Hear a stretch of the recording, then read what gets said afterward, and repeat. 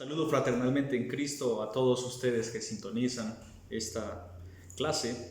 Agradezco de verdad la oportunidad de dirigirme a ustedes. Quiero compartir el tema COVID-19 y bioética, pero antes me presento brevemente. Soy el padre Jorge Alvarenga de la Arquidiócesis de San Salvador. Soy sacerdote diocesano y gracias a Dios pues estoy colaborando ahora mismo como formador en el Seminario Central San José de la Montaña en San Salvador, El Salvador. Entramos en materia entonces. Muy bien sabemos que una pandemia global como la del COVID-19 puede abrumar la capacidad de las instalaciones ambulatorias, puede superar la capacidad que tienen nuestros hospitales. También los departamentos de emergencia pueden verse desbordados, los hospitales y los servicios de medicina intensiva. En fin, impacta en los recursos disponibles, tanto a nivel de estructuras de equipo y de profesionales, con graves consecuencias en los resultados de los pacientes, de sus familias, de los propios profesionales sanitarios y de la sociedad en general. Se produce temporalmente un desequilibrio entre las necesidades clínicas y la disponibilidad efectiva de los recursos sanitarios. En esta situación excepcional se debe manejar tal situación dentro del contexto de la medicina de catástrofe, aplicando una atención de crisis excepcional basada en la justicia distributiva y en la asignación adecuada de los recursos sanitarios. Los principios de los estándares de atención de crisis aseguran que existen procesos para tomar decisiones clínicamente informadas sobre la escasa asignación de recursos durante una epidemia, en este caso una pandemia. Se debe partir de un marco de planificación basado en criterios científicos sólidos, en principios éticos, en el Estado de Derecho, en la importancia de la participación del proveedor y la comunidad y los pasos que permitan la prestación equitativa y justa de servicios médicos y aquellos que los necesiten. Entonces son estos tres ejes los que deben estar bien presentes en el manejo de una pandemia. Lo repito, criterios científicos, principios éticos y el Estado de Derecho.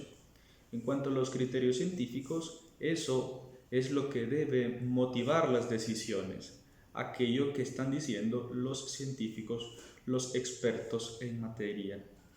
Con relación a los principios éticos, toda toma de decisión pues tiene que tener como base la ética, respetando la dignidad humana y no otros intereses. Y también hemos de recordar el Estado de Derecho, porque el fin no justifica los medios. Todo debe hacerse respetando el Estado de Derecho y en este caso la Constitución de cada país. Los órganos, en este caso del Estado, deben trabajar en conjunto de modo que se genere esa armonía a nivel legal y se atienda la epidemia de modo responsable. Los sistemas y proveedores de atención deben estar preparados para obtener el mayor beneficio en la escasez de los recursos. El sistema de atención médica y la sociedad. Las planificaciones de atención sanitaria deberán desarrollar estrategias proactivas escalonadas, es decir, una fase, después otra fase y así sucesivamente, utilizando la información clínica disponible y basándose en sus planes de capacidad existentes para optimizar el uso de los recursos en caso de que el brote actual se extienda y genere demandas inusualmente elevadas de recursos. Muy bien sabemos que los recursos son limitados, por eso muchos estados ahora están redistribuyendo los recursos, enviándolos al sistema de salud, sacando dinero de otras carteras y en algunos casos también pidiendo dinero a través de préstamos. Ante una pandemia es prioritario deber planificar. La falta de planificación en situaciones de escasez puede llevar a la aplicación inapropiada de la situación de crisis, al desperdicio de los recursos, a la pérdida inadvertida de vidas, a la pérdida de confianza y a decisiones innecesarias. La planificación proactiva, en la que los líderes anticipan y toman medidas para abordar los peores escenarios, es el primer eslabón de la cadena para reducir la morbidad, la mortalidad y otros efectos indeseables de un desastre emergente. El gran dilema ético con esta pandemia es cómo proteger a las personas vulnerables mientras se permite la mayor cantidad posible de vida normal y actividad económica. Todo debe ser abordado en su integralidad. Si es necesario estar en cuarentena, pues todos en cuarentena. Pero se debe garantizar lo esencial para que la gente esté en su casa, pero que tampoco muera de hambre. Son muchos los factores los que deben intervenir. Y luego viene otra etapa. Cuando se supera la etapa de la cuarentena, viene la reapertura paulatina, pero de modo responsable. De modo que aquello que se ha ganado con la cuarentena no se pierda con la reapertura, que también es importante el dinamismo económico, aunque no es lo que está en primer lugar. Ambos tienen que jugar, porque es necesario garantizar la vida, pero también garantizar las fuentes de ingreso para que las personas luego puedan obtener el alimento a través de su propio trabajo. Son especialmente vulnerables entonces en la pandemia las personas que ya están enfermas de otro tipo de enfermedad, claro está.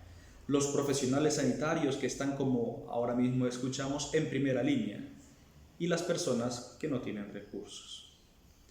En una situación de pandemia prevalece el deber de planificar, y repito otra vez, la planificación es tan importante. El principio de justa distribución y la maximización del beneficio global. En otras palabras, sacar el máximo provecho con lo poco que se pueda tener de recursos. Se debe tener conciencia de la justa asignación de la distribución de recursos que son limitados. La infección por coronavirus, causante del COVID-19, produce cuadros clínicos de diferente gravedad, evolucionando en los casos más graves a cuadros de insuficiencia respiratoria aguda con distrés respiratorio que precisan del ingreso en una unidad de cuidados intensivos o conocida como UCI y de ventilación mecánica. Se ha visto también que ahora este virus no afecta únicamente solo a los ancianos, afecta en cualquier edad.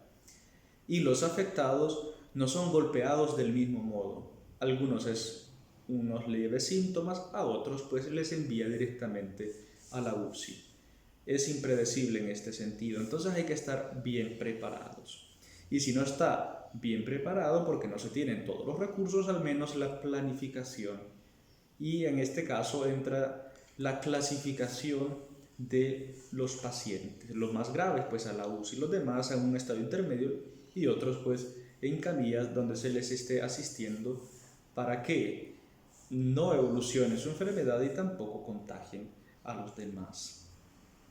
Por su parte, el distrés respiratorio es una situación clínica de gravedad con elevada mortalidad y con posibles secuelas para los pacientes que la padecen, lo que implica que solo algunos pacientes se van a beneficiar de los recursos especializados. Cuando se llegue a saturar, ya no serán todos los que van a ser atendidos, sino algunos. Y en este caso, los pacientes deberán recibir ventilación mecánica, como lo decíamos, pero lastimosamente, si el sistema se satura, pues no habrá espacio para todos. Esta situación excepcional en la que podemos vernos obligados a aplicar sistemas de triaje, es decir, criterios de selección de pacientes en situaciones de emergencia, obliga a que la asignación de recursos deba tener en cuenta el priorizar el máximo beneficio de todos los pacientes frente a su orden de llegada y también de tener en cuenta la gravedad. Es decir, el primer criterio es el primero que viene, primero que atendemos. Pero puede ser de que el primero que llega no esté tan grave y después llega otro que está más grave. Entonces, usamos el otro criterio que es la gravedad. Y también la esperanza de vida. Pero no, esto debe entenderse como una selección de eutanasia pasiva, de dejarle morir porque tiene poca esperanza. No, se debe hacer hasta lo imposible por salvar la vida. Aquello que esté a disposición se debe hacer para salvarlos a todos, teniendo estos criterios, ya lo decía, el orden de llegada, la gravedad y también la esperanza de vida. De todos modos, se debe atender a todos, sin distinción. En la asignación de recursos, durante la toma de decisiones, se debe aplicar criterios de idoneidad y tener en cuenta factores como la edad, la comorbidad, la gravedad de la enfermedad, el compromiso de otros órganos y la reversibilidad. Está implícito que la aplicación de un criterio de racionamiento es justificable cuando se ha empleado ya todos los esfuerzos de planificación y de asignación de recursos. El deber de planificación sanitaria previamente debe contemplar aumentar disponibilidad de los recursos y evaluar la posibilidad de transferencia a otros centros con capacidad para atender la nueva demanda. La aplicación de los criterios de triaje en este contexto está justificada solo después de haber hecho todos los esfuerzos posibles para aumentar la disponibilidad de los recursos, en particular de las camas de cuidados intensivos. En otras palabras, volvemos a decir, la planificación es importante, hacerse de los recursos que sea posible para aumentar la capacidad. Si la capacidad se llega a superar, ya no se tiene más espacio, pues viene el otro protocolo, como les decía yo, que es la gravedad.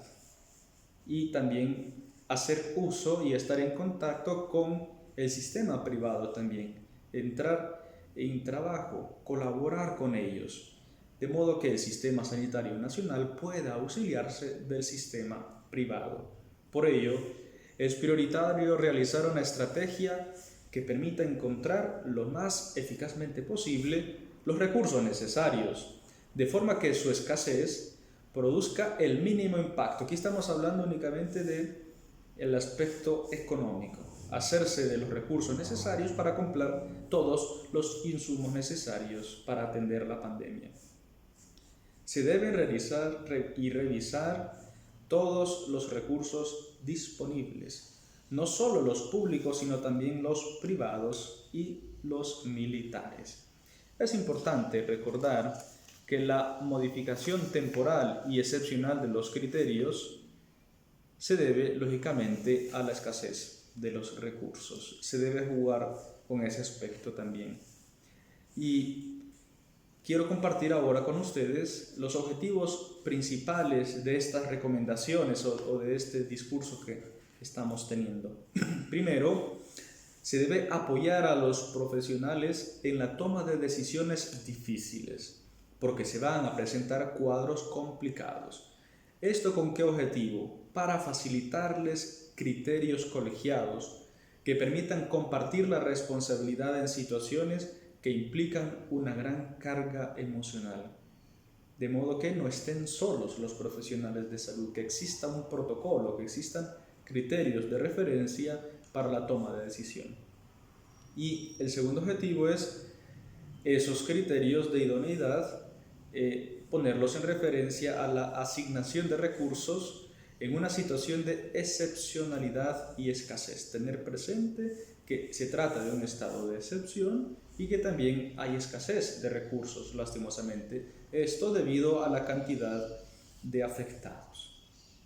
Ahora les quiero compartir cuáles deberían ser, esa es una propuesta, cuáles deberían ser los principios éticos que deberían regir el obrar de instituciones gubernamentales y sanitarias. Primero, toda persona, independientemente de su edad y condición, merece ser reconocida como persona con dignidad y con los derechos humanos que le son inherentes, dentro de ellos el derecho a la vida y en este caso el derecho a la salud. Segundo, nadie debe ser discriminado por su edad o enfermedad.